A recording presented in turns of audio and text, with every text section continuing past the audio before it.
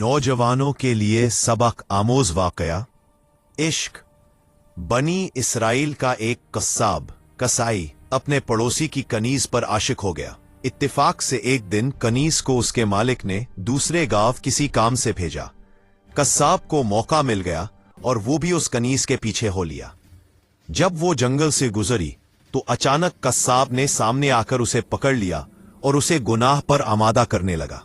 जब उस कनीज ने देखा कि उस कस्साब की नीयत खराब है तो उसने कहा, ए नौजवान, तू इस गुनाह में ना पड़।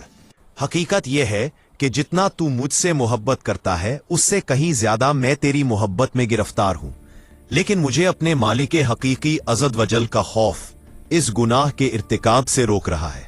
उस नेक सीरत और खौफे खुदा रखने वाली कनीज की जबान से निकले हुए ये अल्फाज तासीर का तीर बनकर उस कस्साब के दिल में पैवस्त हो गए और उसने कहा, जब तू अल्लाह से इस कद्र डर रही है तो मैं अपने पाक परवरदिगार से क्यों ना डरूं?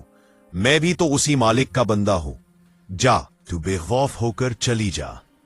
इतना कहने के बाद उस कस्साब ने अपने गुनाहों से सच्ची तौबा की और वापस पलट गया।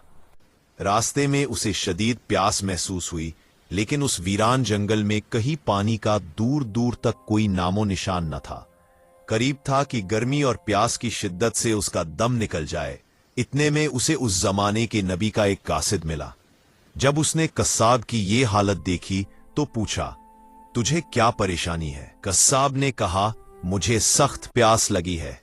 ये सुनकर कासिद ने कहा, आओ हम दोनों मिलकर दुआ करते हैं कि अल्लाह हम पर अपनी रहमत के बादल भेजे और हमें सैराब करे यहां तक कि हम अपनी बस्ती में दाखिल हो जाएं। कस्साब ने जब ये सुना तो कहने लगा, मेरे पास तो कोई ऐसा नेक अमल नहीं जिसका वसीला देकर दुआ करूं। आप नेक शख्स है, आप ही दुआ फरमाएं।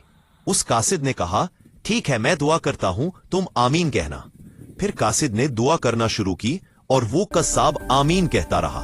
थोड़ी ही देर में बादल के एक टुकड़े ने उन दोनों को ढांप लिया और वो बादल का टुकड़ा उन पर साया फेगन होकर उनके साथ साथ चलता रहा। जब वो दोनों बस्ती में पहुंचे तो कस्साब अपने घर की जानिब रवाना हुआ और वो कासिद अपनी मंजिल की तरफ जाने लगा। बादल भी कस्साब के साथ साथ रहा। जब उस कासिद ने यह माजरा देखा तो कस्साब को बुलाया और कहने लगा, तुमने तो कहा था कि मेरे पास कोई नेकी नहीं और तुमने दुआ करने से इनकार कर दिया था। फिर मैंने दुआ की और तुम आमीन कहते रहे, लेकिन अब यह हाल है कि बादल तुम्हारे साथ हो लिया है और तुम्हारे सर पर साया फेगन है। सच बताओ, तुमने ऐसी कौन सी अजीम नेकी की है जिसकी वजह से तुम पर यह खास करम हुआ?